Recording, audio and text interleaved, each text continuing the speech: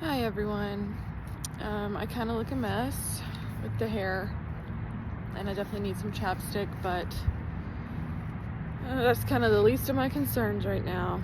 I want to go ahead and document what's been going on the past few days. So, today's December 5th.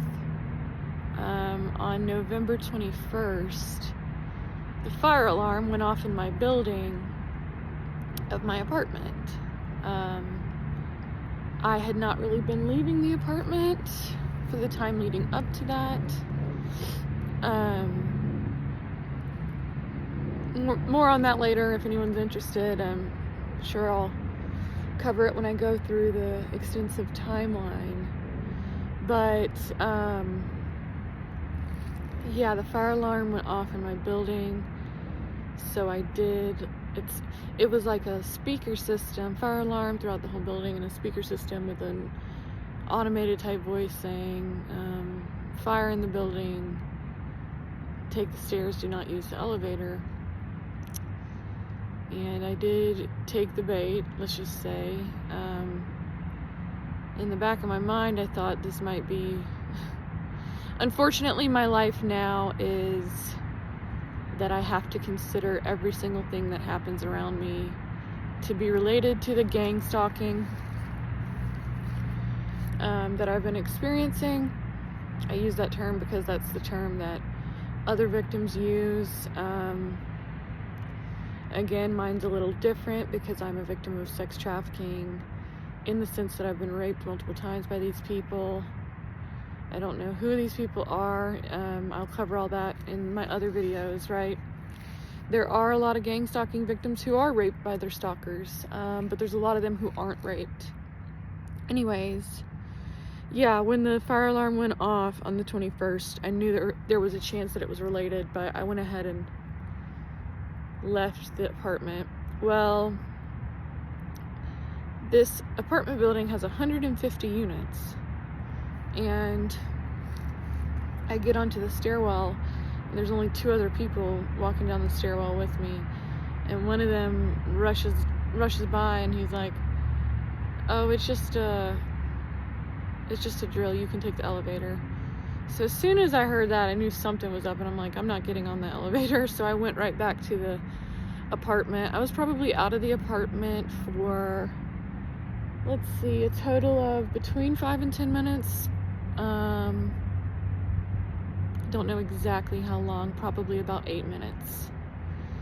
Now, as you know, unfortunately, my gang stalkers have broken in. Every time I've been raped, they've broken into where I'm sleeping. And so I know that it's part of the reason I had not been leaving the apartment is because I knew anytime I leave the apartment, they're liable to break in again. So that's an 8-minute window. Looking back, I definitely believe that the whole fire alarm thing was related to me in some way. There are other human trafficking / gang stalking victims who report the same thing. So anyways, that's not as important as the next part.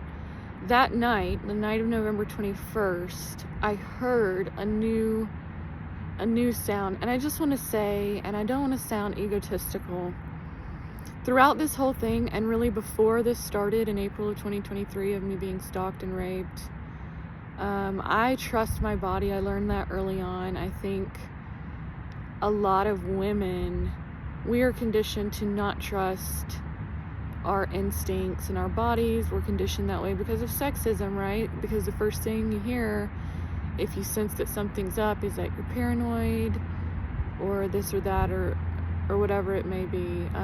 That is the society we're living in. That's not a political point on my behalf of saying that. It's the truth. So because I went through a lot with my physical health at a relatively young age, and because I have an invisible physical illness, serious physical illness that went undiagnosed for 16 years of trying to get a diagnosis, in my mid-20s, when my life changed very drastically, I learned that I had to listen to the symptoms of my body. I say listen, I don't love that terminology. What I mean is that scientifically, if I'm experiencing something in my body, it's happening, period. Even if somebody can't figure out the source of it, it's happening, period. And so I had to learn to not ignore what my body was telling me scientifically. In that instance, what my body was telling me scientifically about, my illness, I was able to get a diagnosis because of it and figure out a whole bunch of other stuff outside of the medical system because of that. So anyways, that's like background on who I am. So like when this whole thing started, and I'm not saying other victims wouldn't know too, they would. I'm just saying that I've learned to go ahead and listen immediately and not really question myself. It's not that I've never questioned myself. You have to question where things are coming from. It's not like I'm saying I always am right away.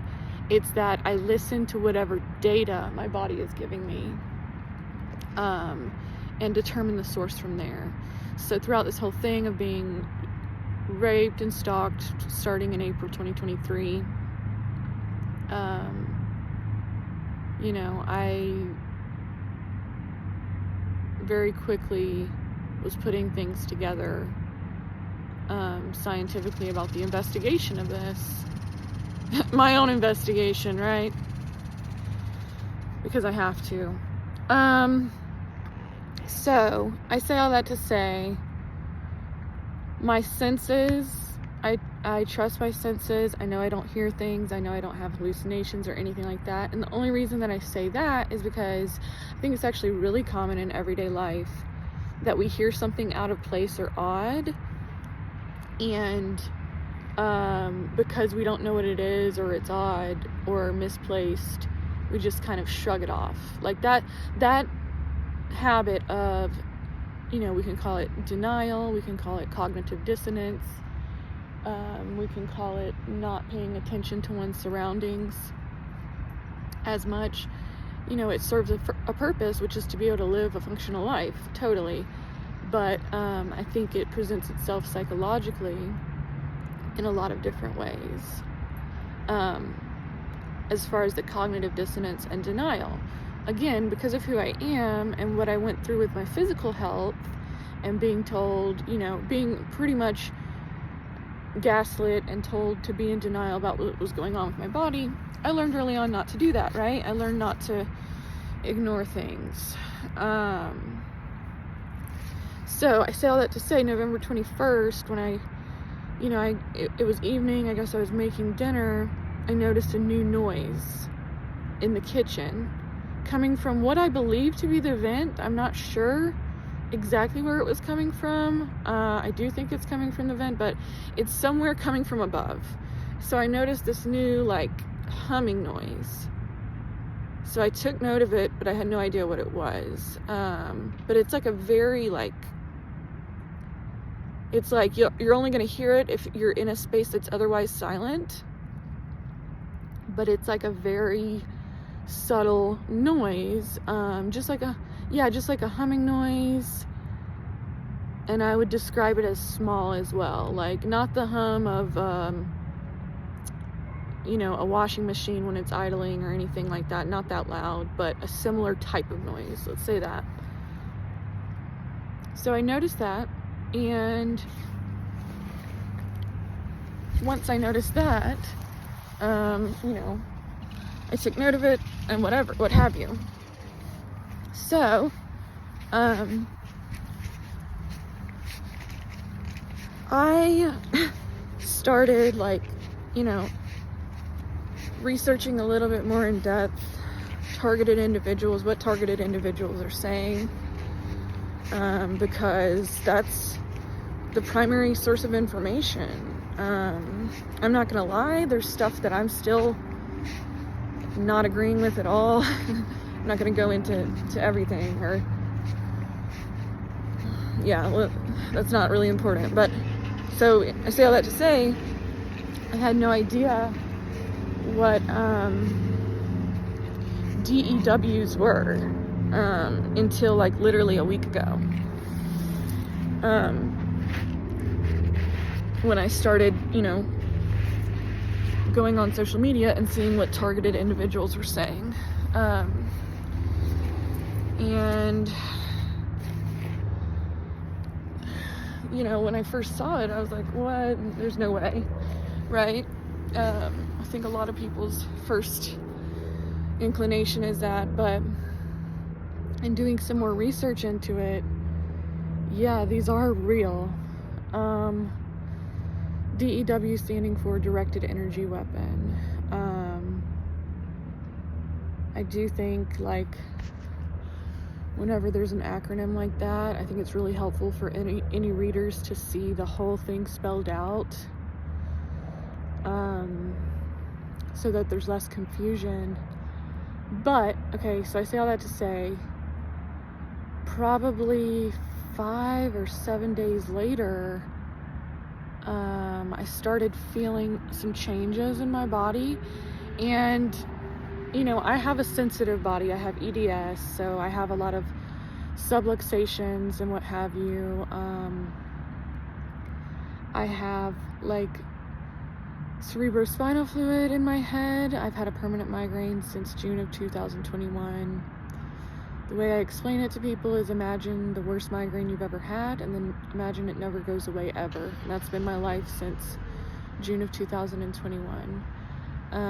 If you've never had a migraine, what I say is, think back to how your head felt the last time you had a hangover, and my head pretty much feels like that all the time, give or take.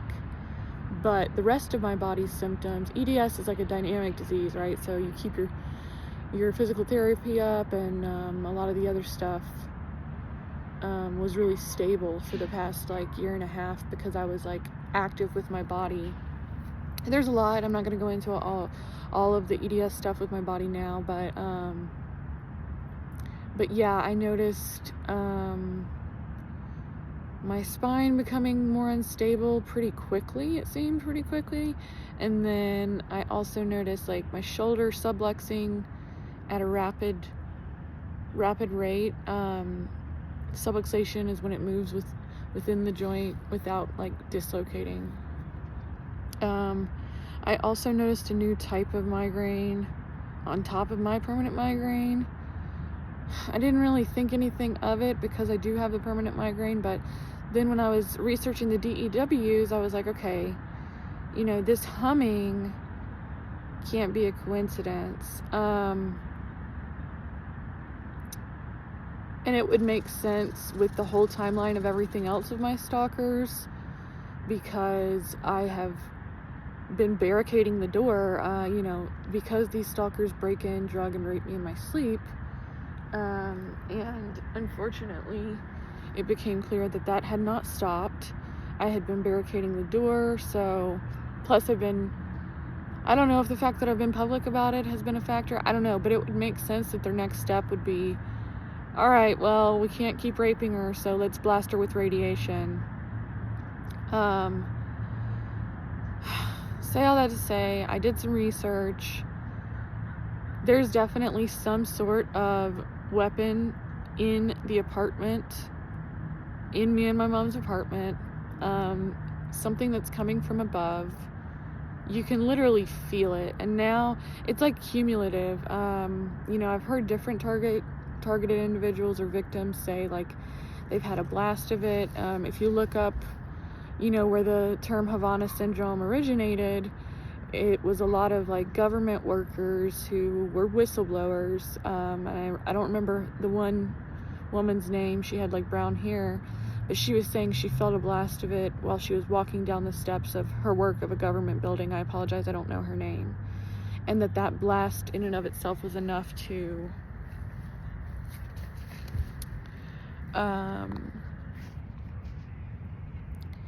leave her with, like, permanent neurological damage. Well, it's been 2 weeks, right? The 21st to the 5th, it's been 2 weeks. There's been times that they've turned it off because there's no humming, but it's few and far between. Other than that, they're keeping it running. I don't know exactly what weapon this is.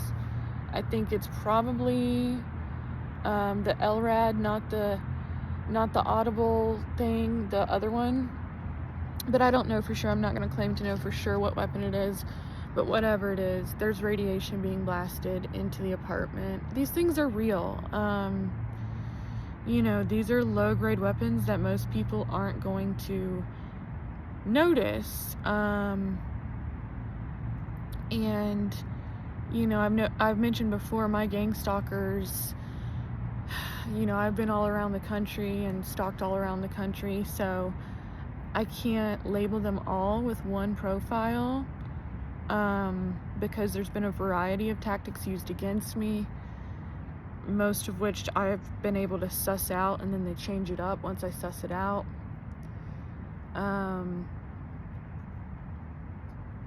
There was one time that my life was definitely at risk, and I know that I only saved my life by calling 911 immediately.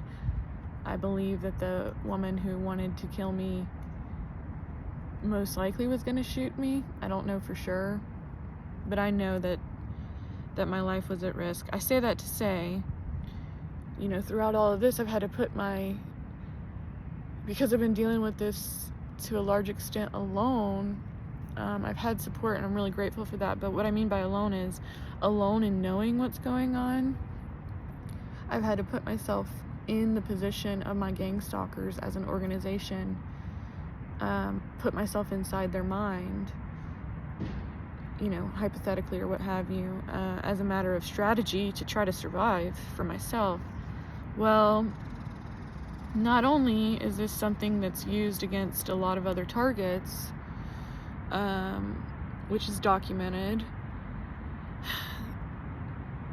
It's documented by targets, but it's also documented in other just regular scientific instances that these weapons do exist.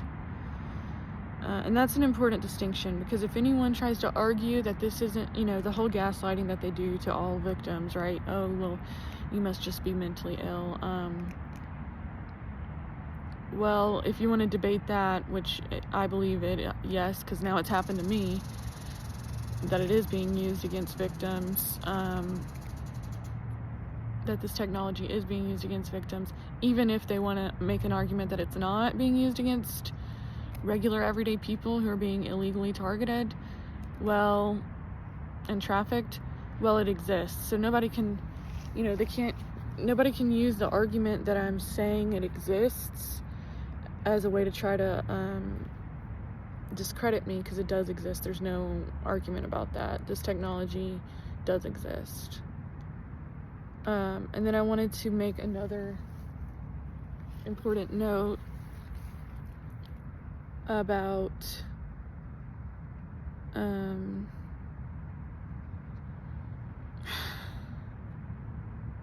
second.